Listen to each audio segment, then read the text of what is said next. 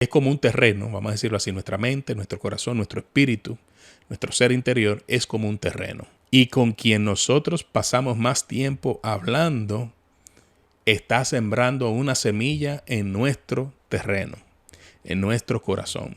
Si nosotros dedicamos tiempo para hablar con personas que son de fe, pues entonces nuestra fe va a germinar y va a crecer. Si pasamos tiempo con personas que hablan solamente cosas de esta tierra y de esta vida, pues nuestra mente se va a quedar en las cosas de esta tierra. Y cuando nosotros invertimos el tiempo en aprender a meditar en la palabra de Dios, cuando nosotros dedicamos el tiempo a crecer en Dios y en el conocimiento de Él, pues entonces así eso se va a producir en nuestro corazón. Es de mucha importancia y es vital con quién nosotros establecemos amistades y qué tipo de conversaciones tenemos. Cuando decimos o nos referimos a tener amistades, me refiero a qué tipo de personas nosotros dejamos que tengan influencia en nuestro corazón y en la toma de nuestras decisiones. A Jesús se le conocía como amigo de pecadores y el apóstol Pablo decía también, dejó por escrito, que si nosotros quisiéramos vivir completamente apartados para Dios, prácticamente tendríamos que salir de este mundo. Lo cual quiere decir que es imposible vivir fuera del contacto de las personas que todavía no conocen a Cristo o que han decidido rechazar a Dios porque han recibido el Evangelio y definitivamente ellos pensaron o decidieron que no quieren aceptar la buena noticia de salvación que es en Cristo Jesús. Sería imposible para nosotros vivir de forma apartada de todo el mundo, por lo tanto tendremos que salir de esta tierra. Pero cuando decimos que tenemos que tener cuidado con quién hablamos, es tener cuidado de a quién permitimos que tenga influencia en nuestro corazón. Ese es el punto. Hay veces que puede que nos cuidemos bastante de quién ejerce influencia en mi toma de decisiones o en cómo veo la vida o en cómo vivo la vida, pero si no somos cuidadosos con la conversación que tenemos a lo interno, pues entonces también esa conversación a lo interno puede verse o puede afectar nuestro destino eterno. Uno no puede cambiar a las personas. El único que cambia los corazones es el Espíritu Santo de Dios. El único que convence de pecado, de justicia y de juicio es el Espíritu Santo de Dios. Nosotros sí podemos orar para que el Señor guarde nuestros pensamientos. También podemos pedirle al Señor que tenga misericordia de aquellas personas que vemos, que entendemos que no están viviendo una vida piadosa, una vida agradable a Dios. Pero al final, quien convence de pecado, de justicia y de juicio es el Espíritu Santo. Salvación y vida eterna es algo que la mayoría ignora porque piensan que la vida es aquí y ahora y que luego de que la vida pase ya no hay nada más.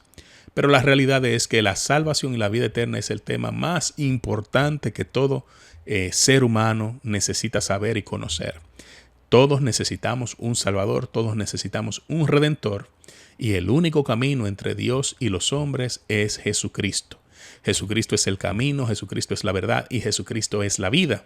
Entonces, cuando la semilla del Evangelio se siembra en un corazón, esa semilla, aunque es pequeña, porque así mismo continúa diciendo a partir del verso 31 de Mateo 13, la parábola de la semilla de mostaza, y te la puedo leer aquí. Con toda esta parábola, el reino de los cielos es como una semilla de mostaza que un hombre siembra en su campo. Es la más pequeña de todas las semillas. Pero cuando crece, se hace más grande que las otras plantas del huerto y llega a ser como un árbol tan grande que las aves van y se posan en sus ramas. Es tan grande el árbol cuando crece, pero cuando se siembra es la más pequeña de todas las semillas, la semilla de mostaza. En otro lugar, Jesús nos dice, si tuvieras fe como un grano de mostaza, tú le dirías a esa montaña, le dirías a ese árbol, tírate al mar. Y hablaba con una amiga que está estudiando ahora en un instituto bíblico, y ella hablaba acerca de cómo el Señor ha ido desarraigando cosas de su corazón. Y este texto me llegó a la mente. Si tuvieras fe, tú le dirías, tú le dirías? Y a veces pensamos que la fe que mueve montañas, la fe que le dice a la montaña, quítate, vete de allí y plántate en el mar, o al árbol, desarráigate y plántate en el mar, lo vemos o lo traducimos como con cosas físicas, con retos que tenemos por delante, pero el reto se gana en el corazón. El reto se gana en el corazón. El argumento se vence en el corazón. La victoria que Cristo nos ha dado se refleja desde el interior. Una persona cuyo interior es libre, entonces esa libertad interior se expresa en lo exterior, en todas las áreas de su vida. Pero la libertad debe de ser desde adentro hacia afuera, no desde afuera hacia adentro. Hay personas que claman ser libres desde afuera, pero en su interior son esclavos. Hay personas que dicen que tienen toda la libertad de hacer todo lo que quieran, pero están controlados por sus malos deseos y malos pensamientos. Hay personas que quisieran florecer y dar fruto, pero porque no se han encargado de su vida interior, de su huerto, de su parcela, de quitar la hierba mala de su corazón, no pueden dar fruto, aunque en lo externo aparente que son libres. Hay personas que creen que son libres porque viven en una democracia, porque no están dentro de una prisión, porque tienen todo el dinero para hacer todo lo que quieran, pero en su corazón y en su interior son esclavos de sus malos deseos y de los demonios de Satanás. La libertad comienza el día que el Hijo liberta. El Hijo de Dios vino a poner en libertad a los cautivos, a dar vista a los ciegos, a sanar al enfermo, a predicar el año agradable del Señor. Jesucristo vino, el Hijo de Dios, se hizo hombre, habitó en medio de los hombres, la gloria de Dios habitó en medio de los hombres, entregó su vida de forma voluntaria. Jesucristo se ofreció en sacrificio a Dios para que por medio de la sangre de Jesucristo nuestros pecados sean todos pagados y no tener deuda con la ley ni con nadie, y así a partir de ahora, a partir de la resurrección de Jesucristo, poder vivir una vida justificada delante de Dios. Al poder vivir una vida justificada delante de Dios, qué alegría es para aquellos los cuales sus pecados no les son tomados en cuenta, dijo el rey David, y luego es citado por el apóstol Pablo en Romanos 4.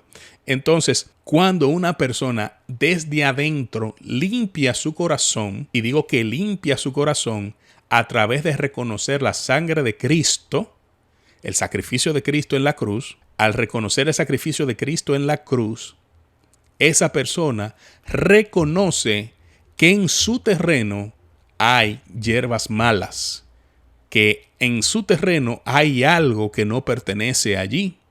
La tierra fue diseñada para que dé fruto en abundancia, según su género. La hierba mala comenzó a existir luego de que el pecado entró en el mundo. Antes de que el pecado entrara al mundo, no existía ningún tipo de hierba mala. Desde que entró el pecado al mundo, entró o se produjo la hierba mala. Lo mismo ocurre con una vida que aún no le ha dicho que sí a Cristo, porque es un terreno que no ha sido utilizado para el propósito por el cual ha sido creado. Nuestro propósito comienza inmediatamente nosotros entramos en contacto con la persona del Señor. Una vez nosotros vemos al Hijo, reconocemos que en el Hijo tenemos vida, recibimos las buenas nuevas de salvación por medio de Jesucristo, es entonces que nosotros reconocemos que somos pecadores. Padre, perdóname porque tengo pecado. Pero una cosa es reconocer tener pecado y la otra es tomar la acción para arrancar la hierba mala. Una cosa es llegar al terreno, evaluarlo y ver que hay hierba mala, reconocer sí, hay hierba mala en el terreno, pero la otra cosa es tomar la acción para quitar la hierba mala del terreno. Entonces la acción se toma de quitar la hierba mala del terreno cuando nosotros nos ponemos a disposición del Padre Celestial, quien es el labrador y que corta lo que no da fruto de nosotros, y que también va a quitar la hierba mala de nuestros corazones. Mire que no brote en ustedes ninguna raíz de amargura. Las raíces de amargura ahogan cualquier otro tipo de semilla.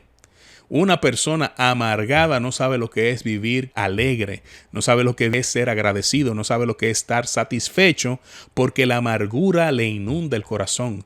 Una persona llena de amargura no puede mirar al Señor y decirle: Padre, gracias por lo que estás haciendo en mi vida, sino que se va a quejar ante Dios por las cosas que entienden que no son justas para él o para ella.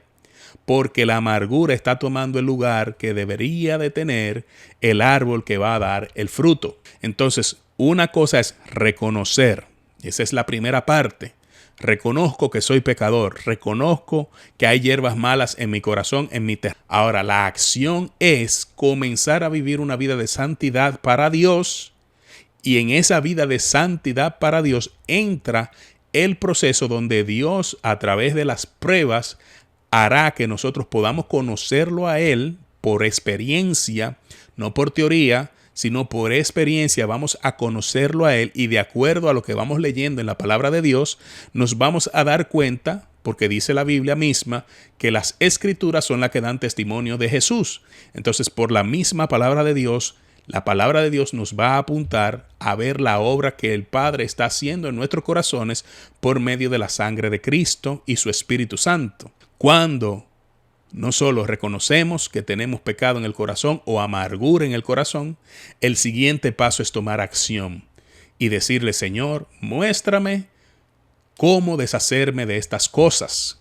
Señor, yo quiero que quites de raíz toda la hierba mala que haya en mi corazón.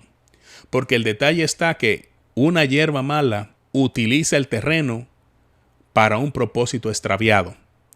Un terreno que le ha sido quitado la hierba mala, entonces es un terreno donde ahora se le puede poner el fertilizante, el abono. Vamos a decir el abono, no fertilizante, pero en inglés le dicen compost, le dicen el componente que alimenta a la tierra, y ese componente que alimenta a la tierra, que enriquece a la tierra, muchas veces no es el que tiene el mejor olor, pero son justamente este componente que enriquece la tierra, las pruebas que el Señor permite en nuestras vidas para que nosotros en nuestra fe en Dios podamos avanzar, podamos crecer y podamos dar fruto.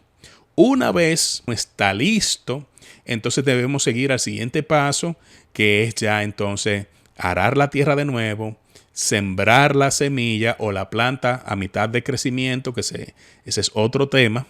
Entonces, una vez plantada la plantita, pues entonces ahora lo que hay es que vigilar las condiciones del clima, hay que vigilar qué tanta agua de lluvia le está cayendo, si hay que echarle agua de la manguera, de la llave, para que no se seque una vez se planta. Entonces, hay un proceso desde el punto de que el terreno comienza la temporada hasta que llegue el momento de la cosecha.